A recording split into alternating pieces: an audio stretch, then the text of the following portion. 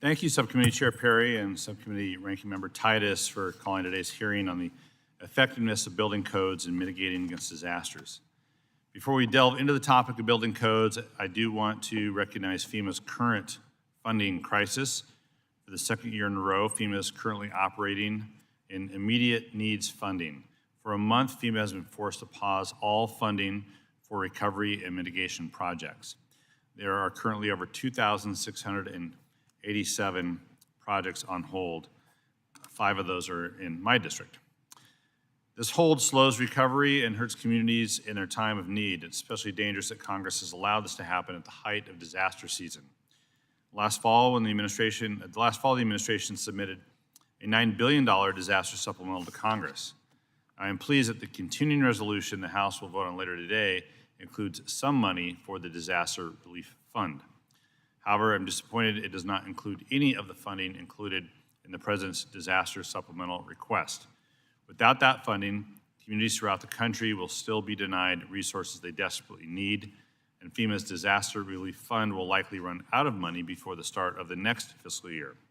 So Congress should approve the President's request for supplemental disaster assistance funding before the end of this Congress.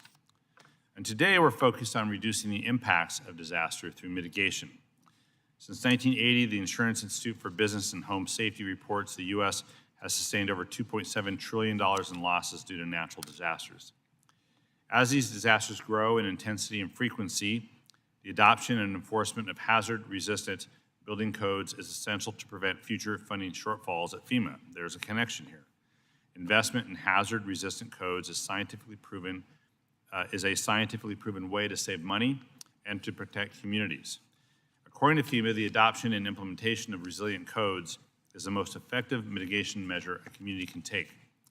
FEMA has reported that a nationwide adoption of modern codes would result in $600 billion of savings from disaster impact by 2060. And the National Institute of Building Sciences found that hazard-resistant codes save the taxpayer $11 for every $1 invested. The implementation of stronger codes helps local governments and homeowners alike, since they reduce insurance premiums and post-disaster financial exposure. A recent study by CoreLogic and the Insurance Institute for Business and Home Safety also found that modern codes reduce the likelihood of mortgage default following extreme weather by about 50%. Unfortunately, FEMA reports that 65% of counties, cities, and towns across the U.S. have not adopted modern building codes. If we want to support mitigation efforts that offer the greatest greatest return on investment, it is common sense to provide communities with the resources they need to adopt the latest codes. Funding in the bipartisan infrastructure law for FEMA's pre-disaster mitigation programs, including BRIC and the Safeguarding Tomorrow Loan Fund, is making it possible for communities without hazard-resistant codes to catch up. Last year, FEMA allocated an additional $2 million for each state and territory and up to $25 million for tribal governments for building code improvements. This funding reflected policy that bipartisan members of this committee have long advocated.